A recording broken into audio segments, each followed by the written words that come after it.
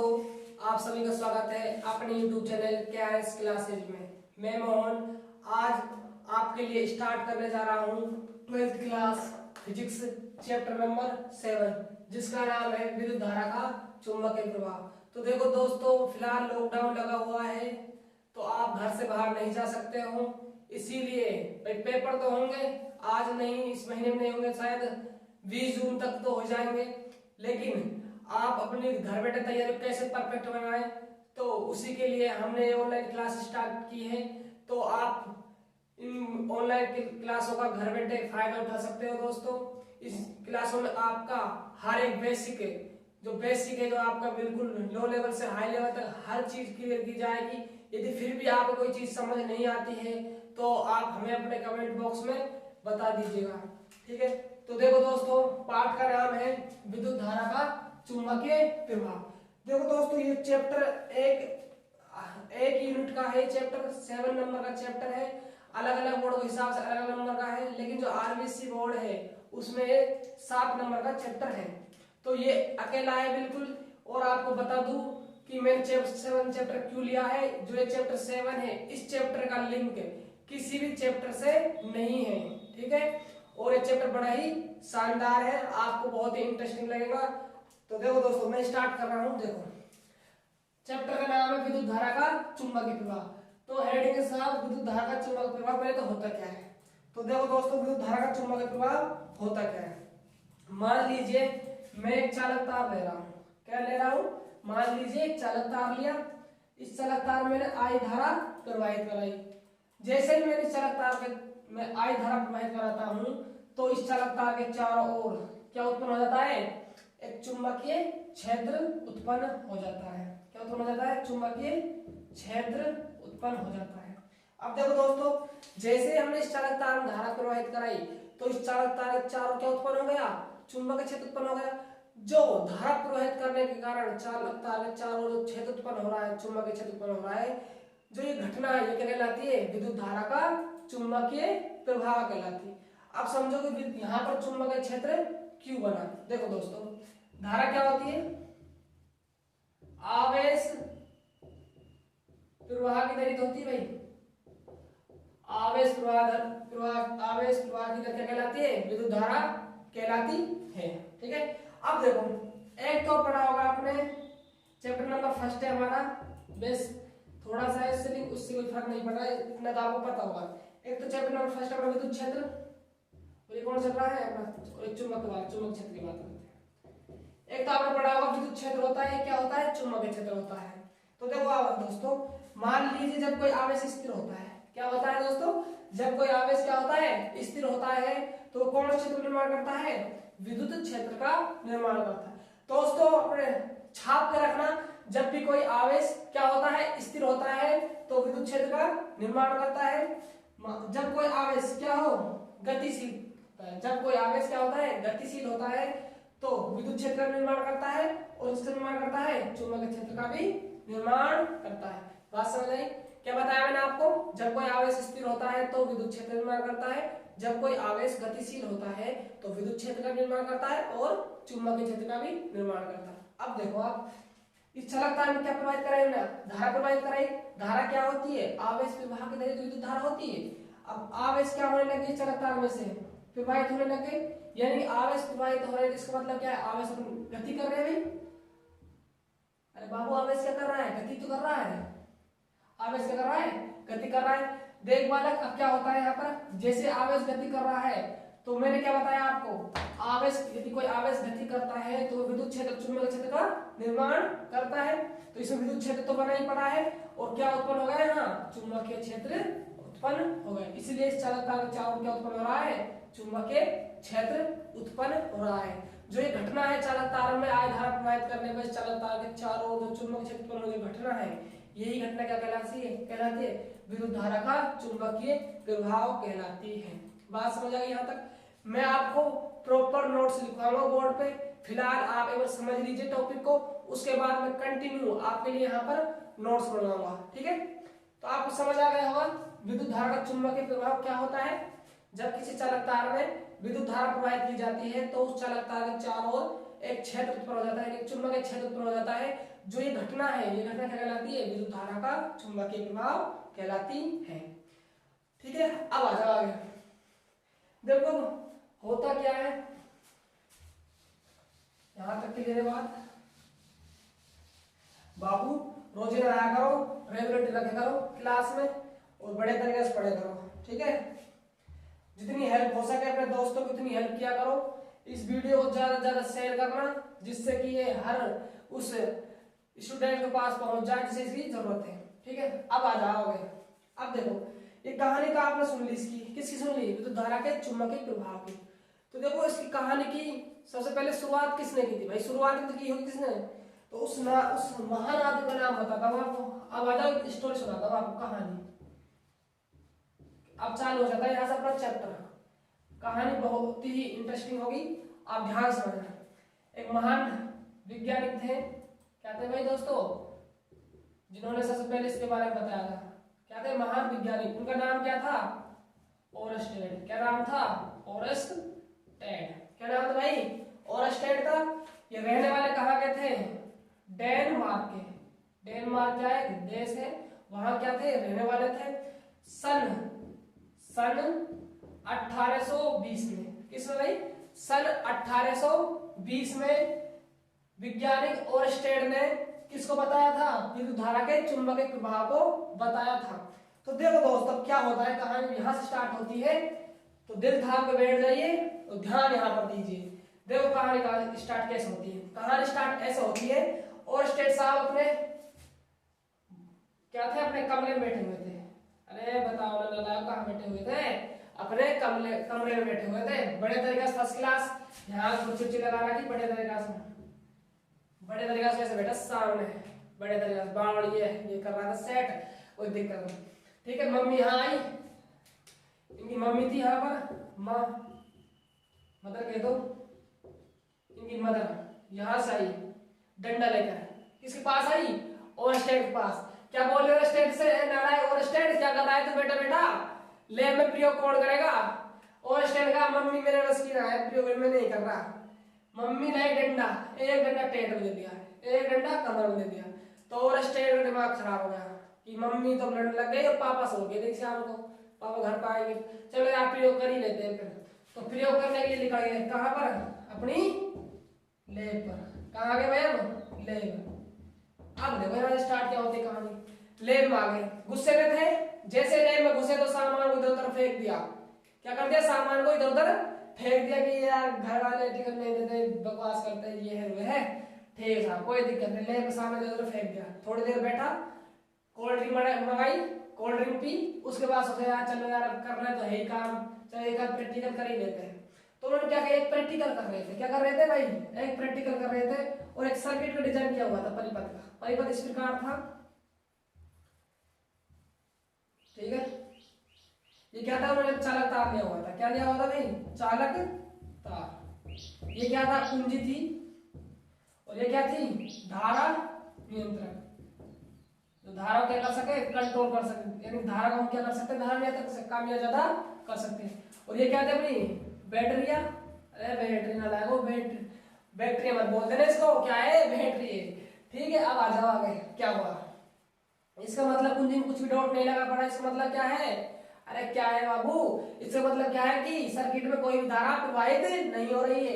जैसे हमने डॉट लगा दिया तो क्या होगी? धारा प्रवाहित हो जाएगी। ठीक है, और जो बड़ी रोचक बात यहाँ थी, यहाँ एक कंपास रखा हुआ पड़ा हुआ था, जहां ये प्रयोग कर रहे सामान अपना उधर उधर फेंक दिया था। तो यहाँ क्या कर रहा था? प्रयोग कर रहा था। तो एक कंपास था। कंपास जानते हो गया? कंपास क्या होता है? दिशा सूचक, जो क्या कराता है? दिशा का ज्ञान कराता है। देखो दिशा उत्तर है दक्षिण बताता है। ठीक है, यहाँ पर क्या लगी हुई थी? एक सुई थी। ये क्या थी? दिशा सूचक की सुई। और आपने देखा होगा जब भी आप कभी दिशा सूचक यंत्र खरीद के लाए हो तो जो कंपास की सुई होती है वो किसकी बनी होती है? बताना बाबू, किसकी बनी होती है? चुंबक की बनी होती है। ठीक है, अब देखो आगे। चुंबक की बनी हुई थी, प्रैक्टिकल चल रहा था, उन्होंने परिपथ स्टार्ट किया। जैसे परिपथ स्टार्ट किया, धारा किसे बहती? प्लस से माइनस की ओर। मैं आगे आपको बताऊंगा कि धारा प्लस से माइनस की ओर क्यों बहती है। इसी चैप्टर में है, लास्ट मतलब कह सकता हूं आखिरी टॉपिक है जिसमें बताऊंगा कि धारा प्लस से माइनस क्यों बहती है। लेकिन आपको उसके लिए भी इंतजार करना होगा। क्योंकि इंतजार का फल मीठा होता है। अब आ जाओ आगे क्या होता है, देखो जैसे ही सर्किट में धारा फ्लो कराई तो उन्होंने क्या देखा, जो कंपास की सुई भाई क्या हो जाएगा, नॉर्थ और ये साउथ, हिंदी में बोले तो उत्तर और हिंदी में से बोले तो दक्षिण, उत्तर दक्षिण में सुई थी, पहले विरामावस्था में थी जब परिपथ में कोई भी धारा प्रवाहित नहीं हुई थी। ठीक है, अब देखो आगे, अब क्या होता है, जैसे उसने धारा फ्लो कराई तो उन्होंने क्या देखा, जो कंपास की सुई है, ये सेंटर मान लो कंपास सुई का, ठीक है, तो कंपास की सुई क्या है, इससे लिखता हूं ब्लैक से ना, तो कंपास सुई क्या होने लग गई, अपनी मूल अवस्था से क्या होने लग गई, विक्षेपित होने लग गई। क्या होने लग गई कंपास सुई, अपनी मूल अवस्था से क्या होने लग गई, विक्षेपित होने लग गई। अब देखो विक्षेपित कैसे हुई, उत्तर से किस दिशा में, कौन सी दिशा होती है डायरेक्शन, इस डायरेक्शन की बात करें, ये कौन डायरेक्शन होती है, पश्चिम, कौन दिशा है बाबू अपनी, पूर्व, ये कौन दिशा है, पूर्व। अब देखो अब क्या होता है, जैसे मैंने धारा दक्षिण से कहां प्रवाहित कराई, उत्तर दिशा में प्रवाहित कराई, जो कंपास की सुई है उसमें जो विक्षेप कहां हो गया, उत्तर से, अरे बोलो मेरे डांट लो, उत्तर से कहां हो गया, पश्चिम की ओर हो गया।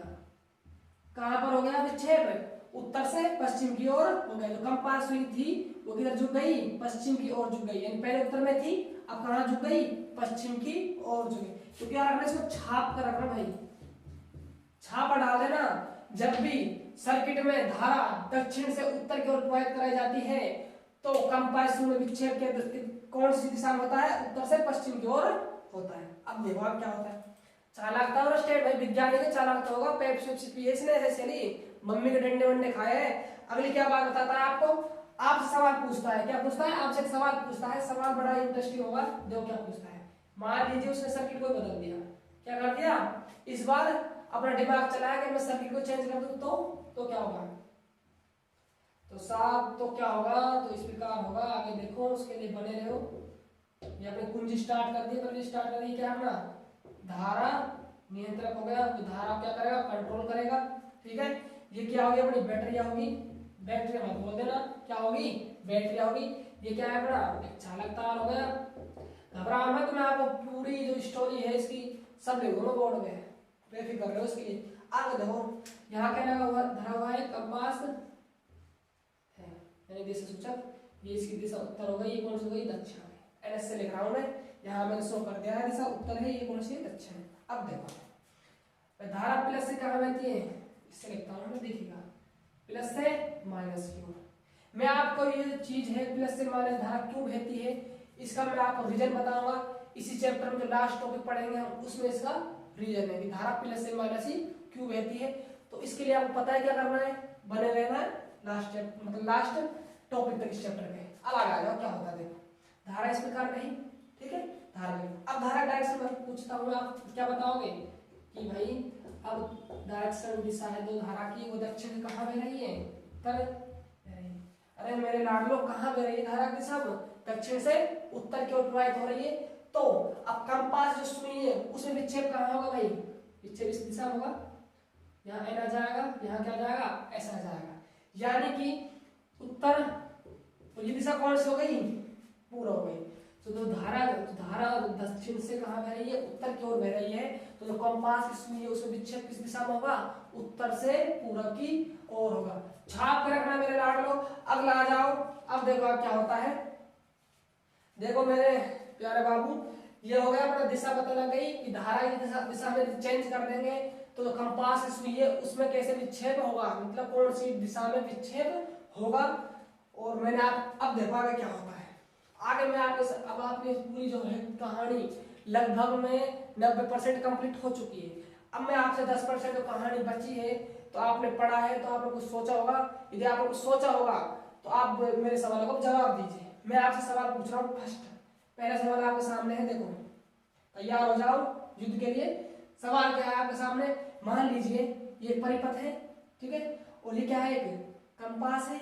यदि मान लीजिए मैं परिपथ को कंपास से दूर ले गया, क्या ले गया, परिपथ को कंपास से दूर ले गया, तो ये बताओ जो कंपास की सुई है उसमें विक्षेप कम होगा या ज्यादा होगा, बताओ, अरे बताओ नालायको, अरे मेरे नालायक को बताओ रे बताओ, विक्षेप क्या होगा? अरे बताओ ना मुन्ना, विक्षेप क्या होगा? बता रही रे यार, तुम तो बताओ ना विक्षेप क्या होगा। यदि परिपथ को मैं कंपास से दूर ले गया तो क्या होगा? अरे सीधी सी बात है, विक्षेप क्या हो जाएगा? कम हो जाएगा, कम हो जाएगा। अब आप पूछे कम क्यों हो जाएगा, मैं बताता हूँ कम क्यों हो जाएगा, देखो कैसे हो जाएगा। मान लीजिए आप परिपथ को दूर ले गए, कंपास यहाँ है आपका, आओ परिपथ को यहाँ ले गए, बम्बई तक मत ले जाना, जहाँ दूर ले जाना है, ठीक है, ले गए। तो आपको पता है चार तार है, और इस चार तार चारों क्या उत्पन्न हुआ है? चुंबक क्षेत्र उत्पन्न हुआ है।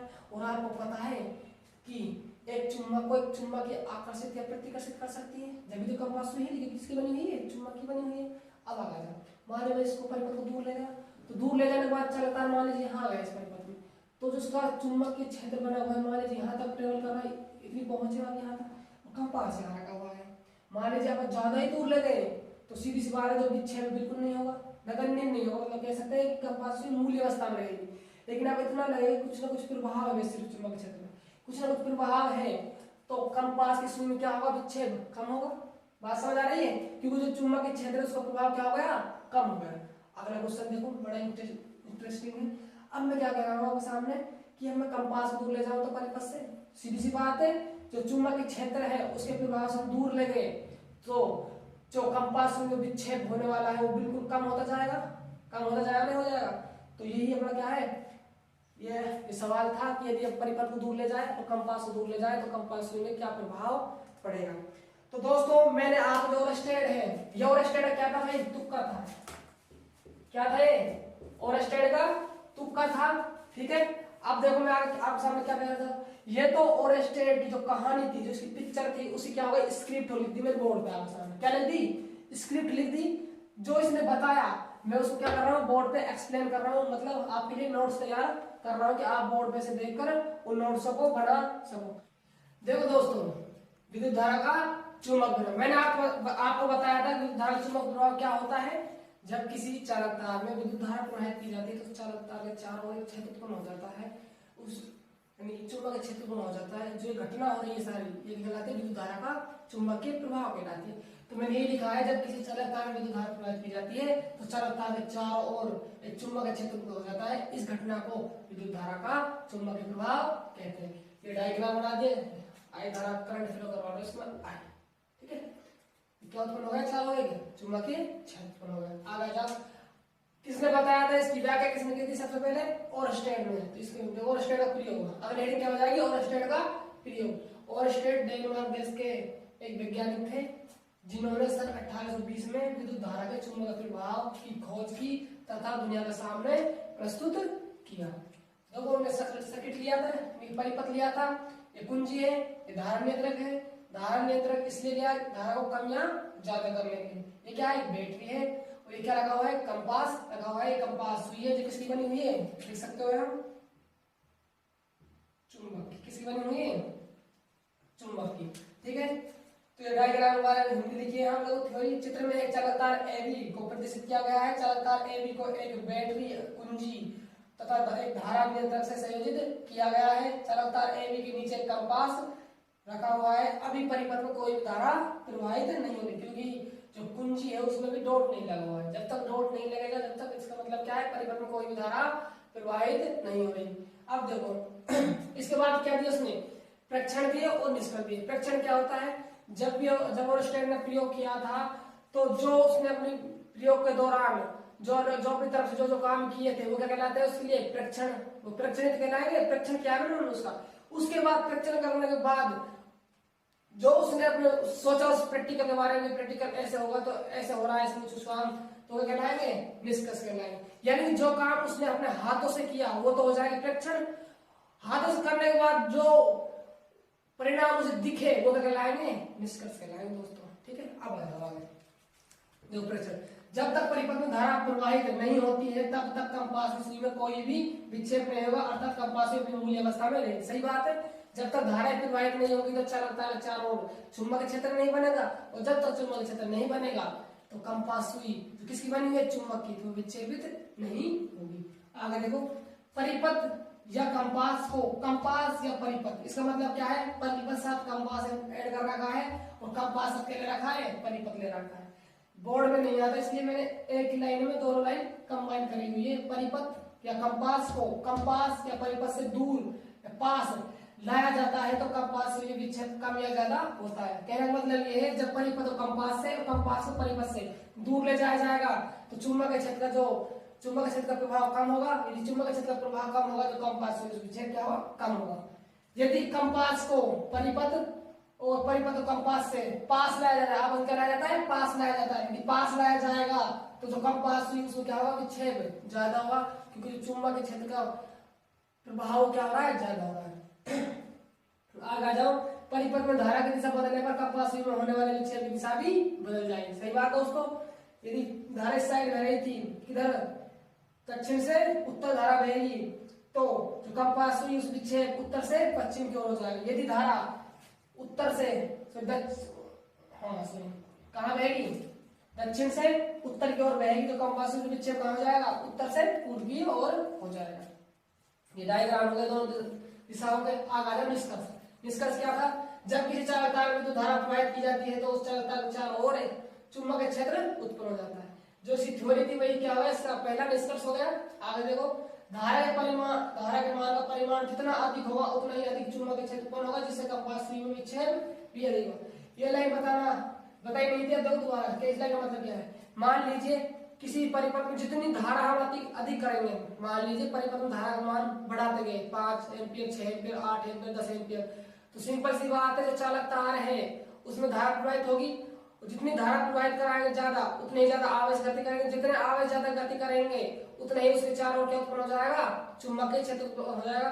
और जितना ज्यादा चुंबकीय क्षेत्र उत्पन्न होगा उतनी ही ज्यादा जो कंपास की सुई उसमें क्या होगा, विक्षेप होगा।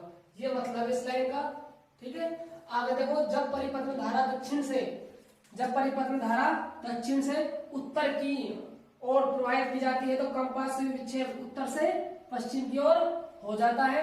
अगला देखो दोस्तों, जब परिपथ में धारा उत्तर से दक्षिण की ओर, उत्तर से दक्षिण, उत्तर हो गया है, और दक्षिण की ओर प्रवाहित की जाती है तो कंपास सुई जो विक्षेप है कहाँ होता है, उत्तर से पूर्व की दिशा में हो जाता है। देखो, उत्तर से दक्षिण दिशा में धारा प्रवाहित कराई तो देखो कंपास सुई यहाँ स्थित थी तो कहाँ भाई, उत्तर से पूर्व दिशा में। पूर्व दिशा तो है ना दोस्तों, उत्तर से पूर्व दिशा में विस्थापित विक्षेपित हो गई। तो ये दोस्तों था हमारा आज ओरस्टेड का प्रयोग जो हमने आज कंप्लीट कर लिया है। अगला हमारा नेक्स्ट टॉपिक होगा चुंबकीय क्षेत्र की दिशा ज्ञात करने के नियम। तो दोस्तों कैसी लगी हमारी वीडियो, तो ज्यादा से ज्यादा हो सके तो अपने दोस्तों को इस वीडियो को शेयर कीजिए और इस लॉकडाउन में घर बैठे अपनी पढ़ाई कीजिए। धन्यवाद, मिलते हैं नेक्स्ट वीडियो में। Take care, bye.